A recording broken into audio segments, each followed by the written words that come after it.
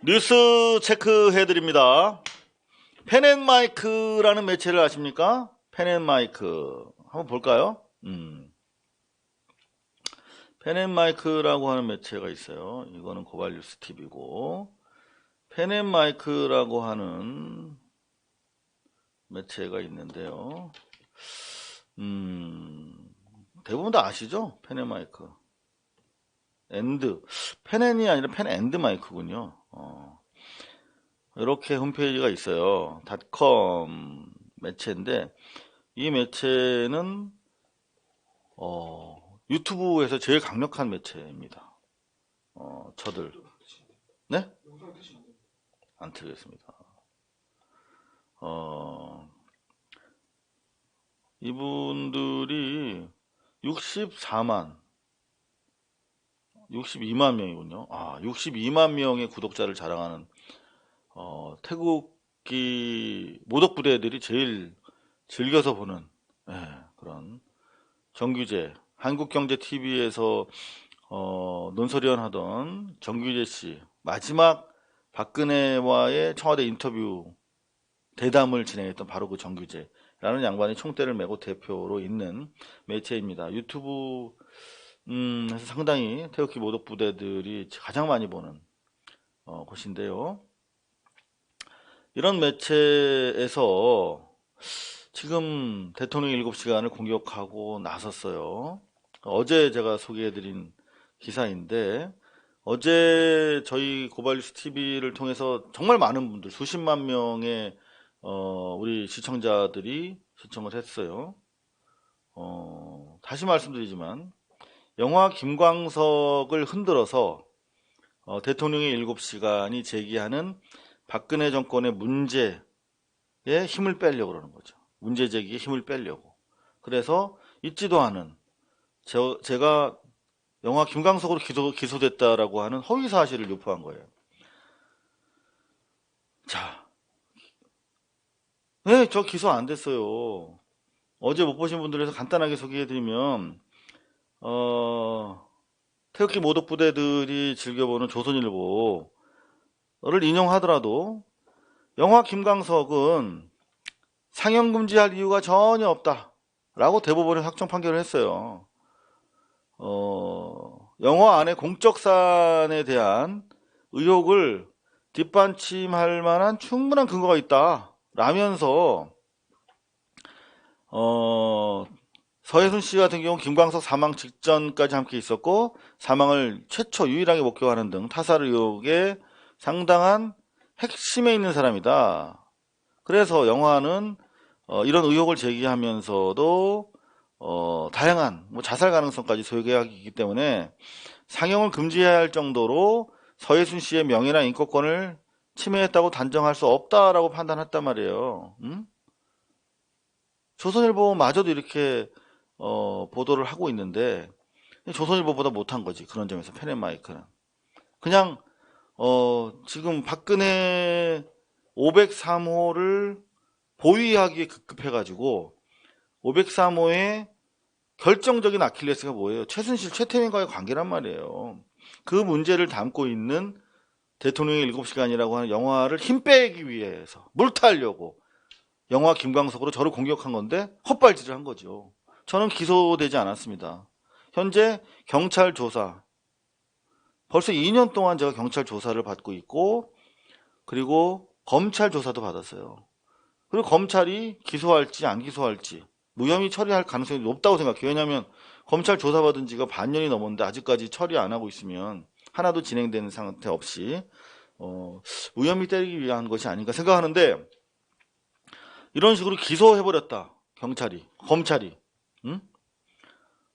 이렇게 확정적으로 오보를 때려버리면 검찰은 여론의 추이를 본단 말이에요. 이 상황 기소 때려도 되겠네. 만약에 검찰이 저를 기소한다면 저는 이런 기사 때문이라고 아마 생각할 수도 있겠죠. 실제로 이 62만의 유튜브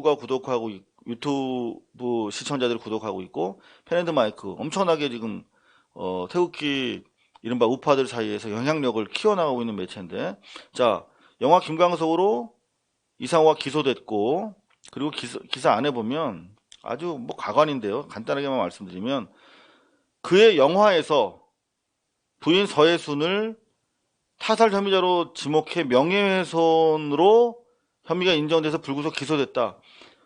전 기소된 바 없다니까요. 불구속이든 구속이든 나발이든. 그리고 서예순 씨를 명예훼손하지 않았다고 대법원에서도 민사에서 이미 결정해주고 있잖아요.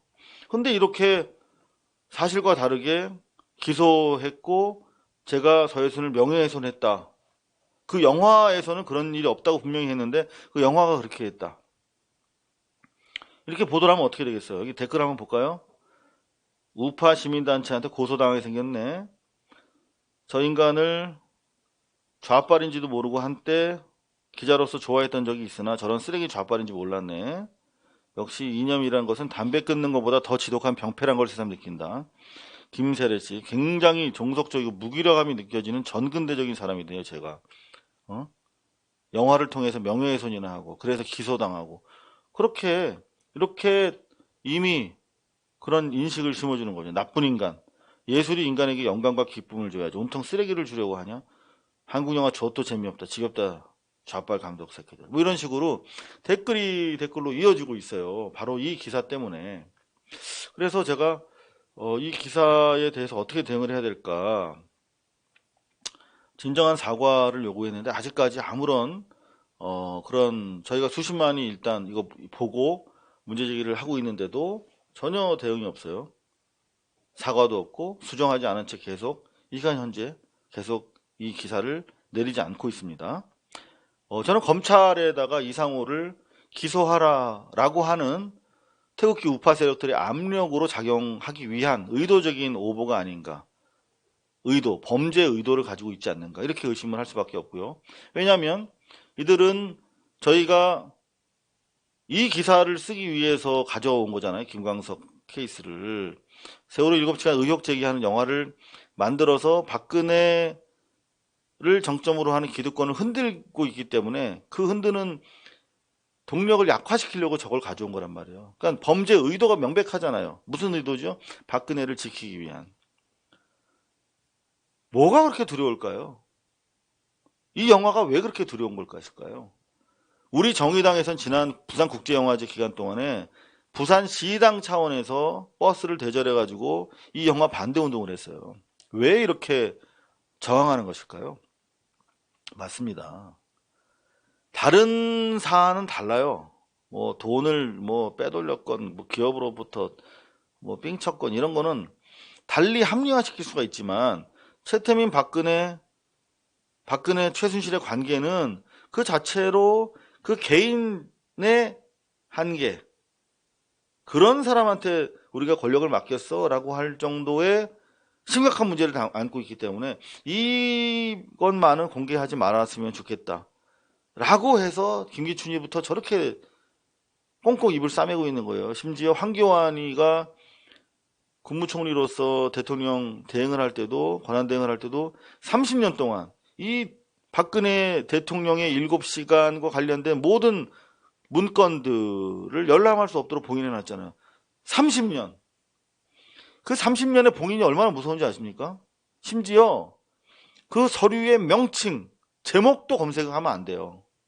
그 내용뿐만 아니라. 바로 박근혜라고 하는 사람과 최순실과의 관계를 드러내면 더 이상 구체제로 돌아가자고 손짓하고 태극기 들 수가 없어지는 거예요. 그러니까 이렇게 공세를 퍼붓고 있죠. 자, 여기 또 허위 사실들이 많이 있어요. 곳곳에. 대통령 피부과 시술 의혹. 이건 명백한 의혹이고 한참 뒤에 JTBC에서 단독처럼 보도했잖아요. 그때는 그런 말도 못했어. 손석희 앵커를 너무 여러분들이 막 하늘 높이 추앙하니까. 근데 사실 저희가 보도한 내용을 마치 특종처럼 보도한 거죠. 가짜뉴스가 아닌데 가짜뉴스라고 그래. 뭐 이런 것들이 다 있어요. 그리고 뭐 세월호에 이미 진상규명과 책임자 처벌로 다 세월호 사고 원인이 드러났대.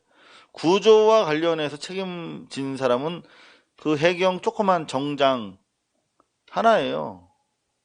근데 무슨 사고 원인이 드러났고 뭐가 진상이 규명됐어. 좌파 성향의 시민들이 대통령이라면 사고 당일 사고지에 방문해 물에 뛰어들어서라도 학생들을 구해했다라고 하는 억지 주장을 폈나요? 그런 주장을 펴지도 않았는데 과도한 이상한 댓글을 가져와서 전체적인 진상 규명을 위한 건강한 목소리의 힘을 빼는 전형적인 수법이죠. 민경욱 자한당 의원은 세월호 7시간 의혹이 주된 내용을 가지고 있는 영화를 두고 대통령 7시간이라는 영화에 대해서 코멘트를 했나봐요. 민경욱이 몰랐는데 아직도 이러고 돌아다니는 건가? 아직도 구슬했다고 믿고 있는 건가? 어떻게 영화를 보지도 않고 이렇게 영화의 내용 전체를 편매할 수가 있는 거죠. 여하튼 적극적으로 저희가 검토를 할 것인데요. 여러분들 좋아하시는 고발뉴스의 고문 변호사 김성훈 변호사님이 지금 소장을 아마 쓰고 계시지 않을까 싶은데요. 한번 좀 소장 작성이 잘 되고 있나 한번 여쭤보도록 하겠습니다.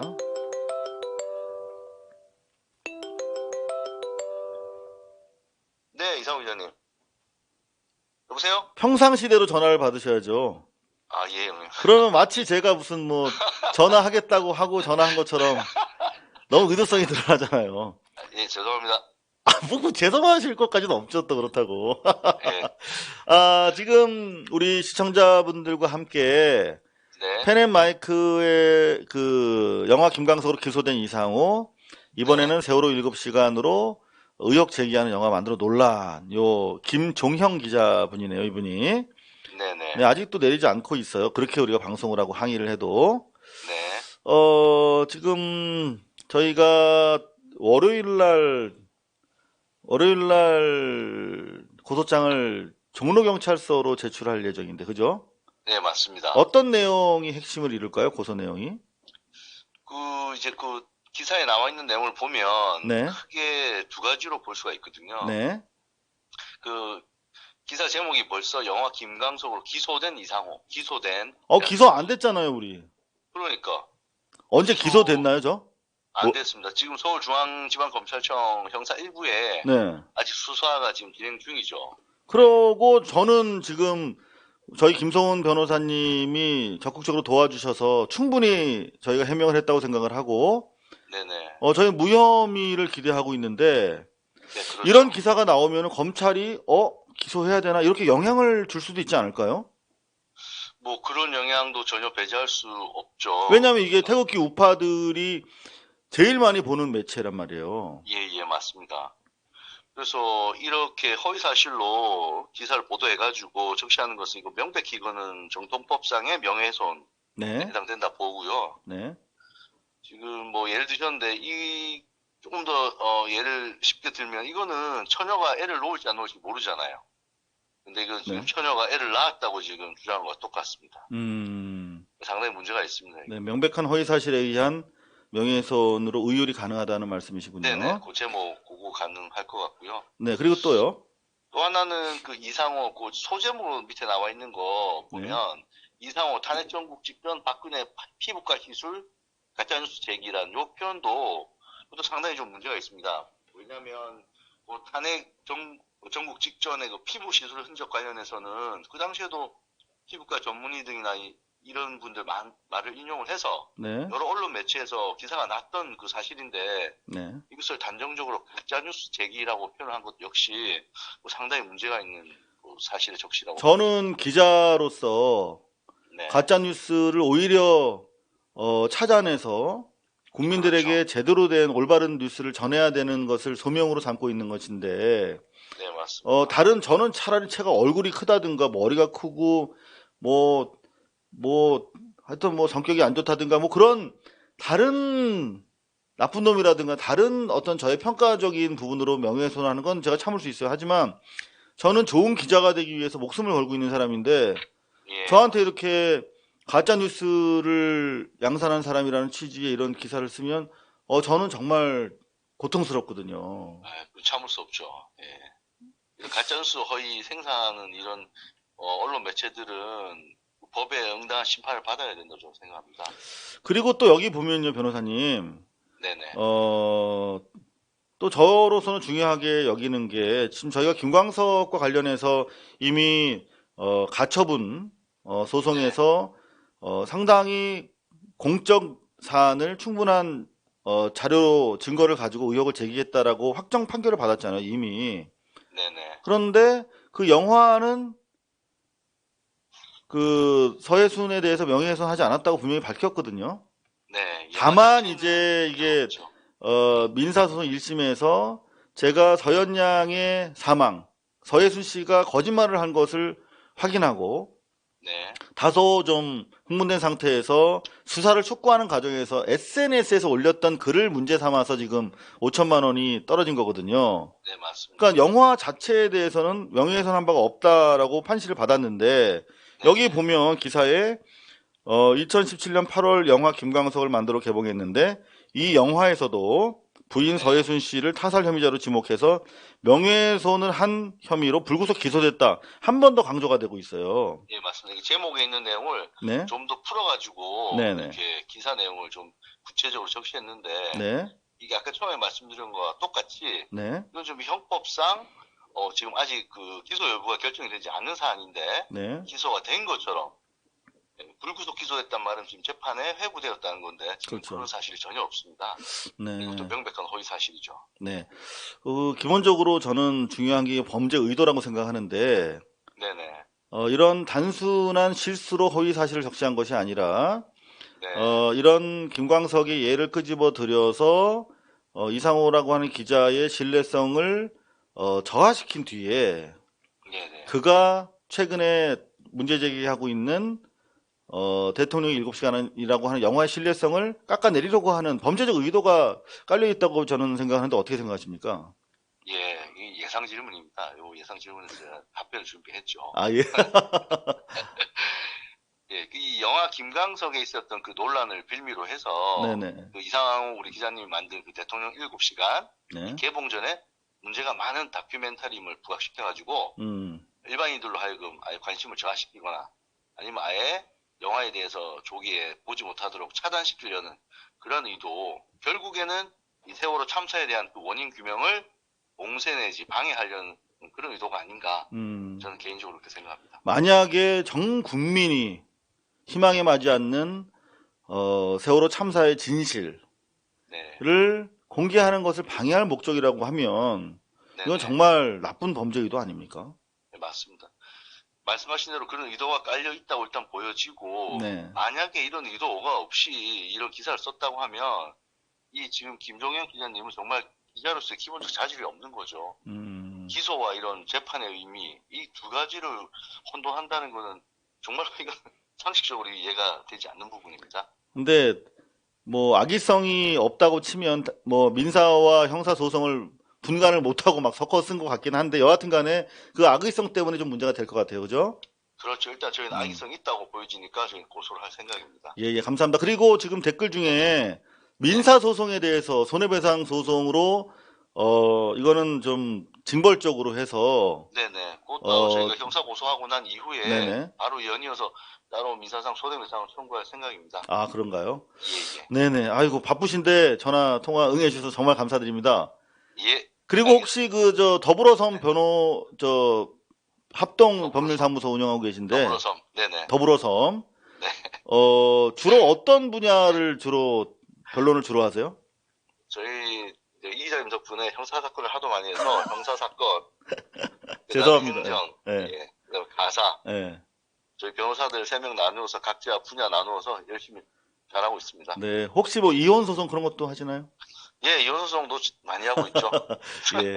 이혼하시기 전에 한 번 더 생각하시라고 특별히 말씀드렸고 전화번호 법률 상담하시고 싶은 분들을 위해서 전화번호 하나만 좀 부탁드릴게요. 예, 02-525-6000번입니다. 525-6000번. 네, 네. 더불어섬 합동법률사무소 525-6000번으로 전화하시면 김성훈 변호사와 관련해서 법률 상담도 여러분 받으실 수 있다는 점 알려드립니다. 감사합니다, 변호사님. 네, 수고하십시오. 네.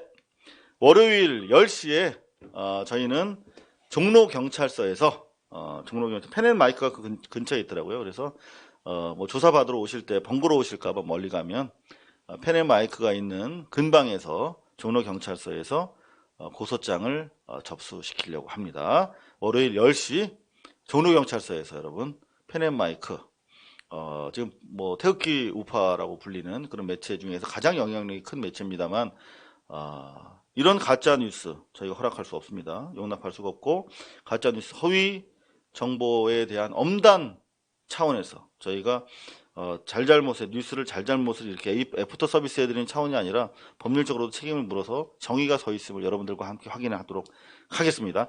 자, 김광석 관련해서 한 말씀만 더 드리면 대단히 어려워요, 여러분들.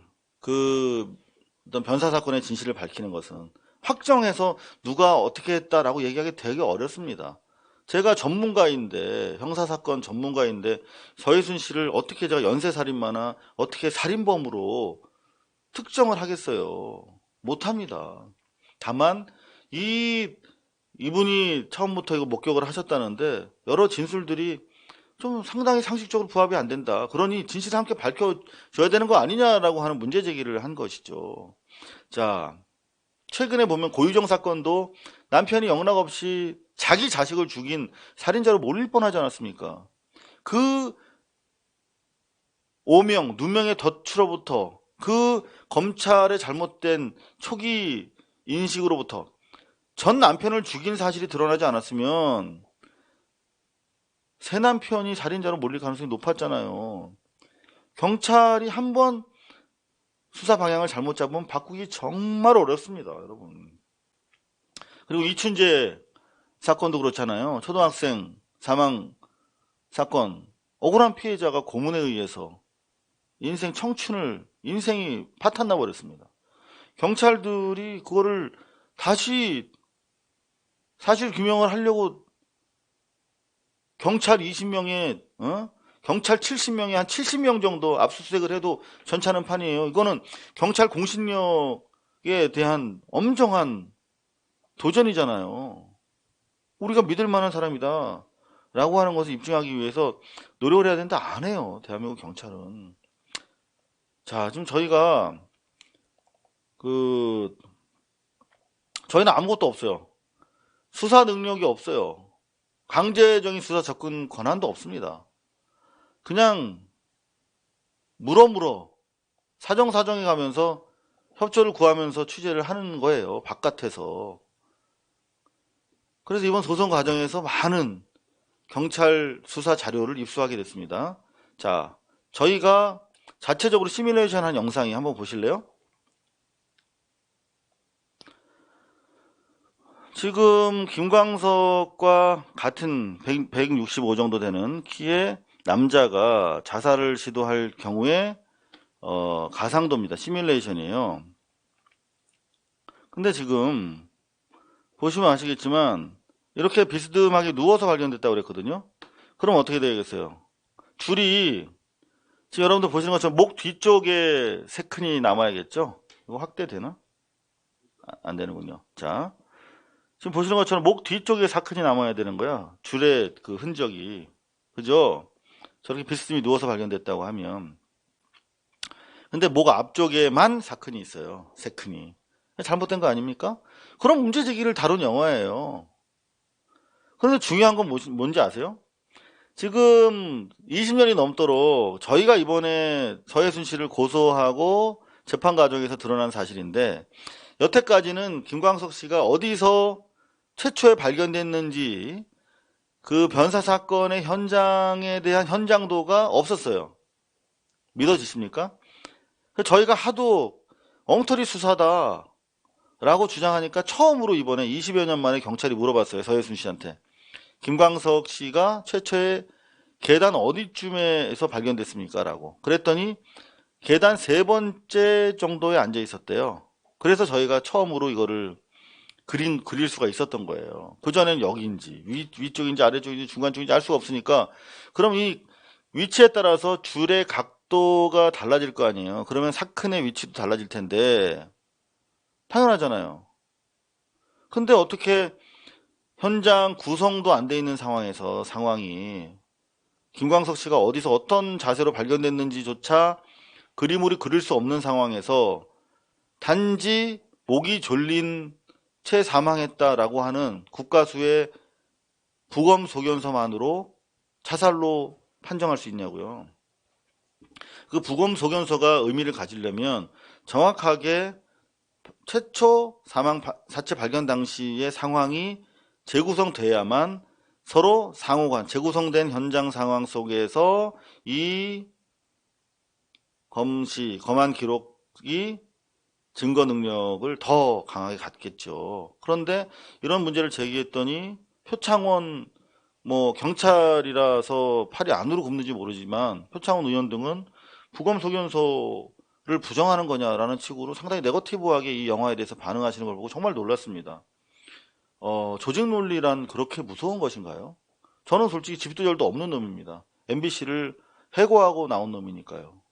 MBC 있을 때도 저는 MBC의 입장에서 두둔한 적 없어요.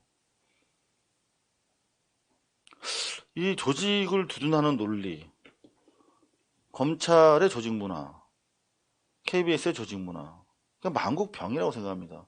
아니 잘못됐으면은 그런 걸 떠나서 비판할 수 있어야죠. 이런 걸 저희가 수사력도 없고 강제 접근권도 없지만 이렇게 시뮬레이션만 해봐도 전혀 상식적이지 않아요. 그래서 어떻게 이게 가능했냐고 묻는 것입니다. 다른 시뮬레이션 애니메이션이 있는데 한번 저희 고발뉴스 TV 시청자들 위해서 다시 한번 좀 꺼내 보여드릴게요. 자, 이렇게 사망했다는 거예요. 김광석 씨가. 현장에서 보면 이 정도 높이로 끈이 이렇게 남아 있습니다.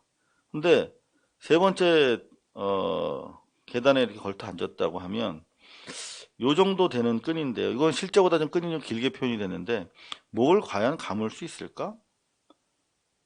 그리고 과연 비스듬히 누울 수 있을까?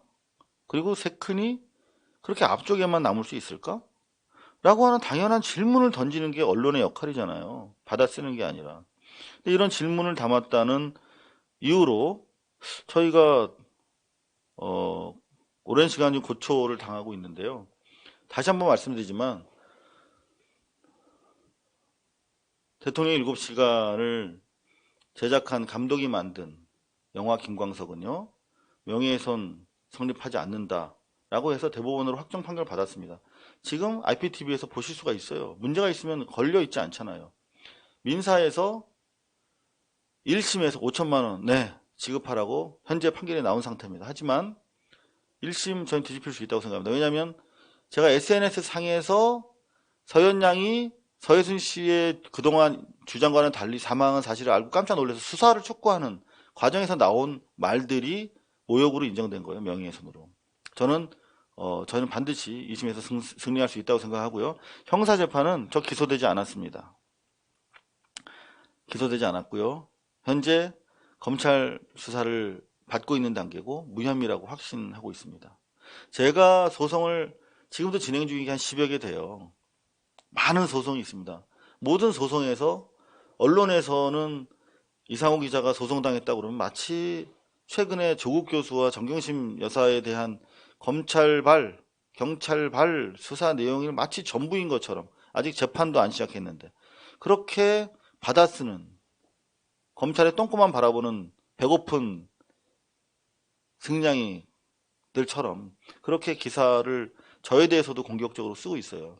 저야말로 언론 개혁을 부르짖고 있고 메인스트림의 언론을 박차고 그들의 떼거리 저널리즘, 패거리 저널리즘을 부정하고 있는 사람이기 때문에 더더구나 공격을 많이 받고 있습니다. 여러분들 찬찬히 기다리시고 진실은 반드시 침몰하지 않는다라는 믿음 함께 해주시면 감사하겠습니다. 뉴스체크였습니다. 고발뉴스는 여러분의 자발적 후원에 힘입어 운영되는 대한매체입니다. 자본과 외압에 흔들리지 않는 언론으로 키워주십시오. 후원 신청은 지금 고발뉴스닷컴에서 접수 중입니다. 여러분의 많은 참여를 부탁드립니다. 감사합니다.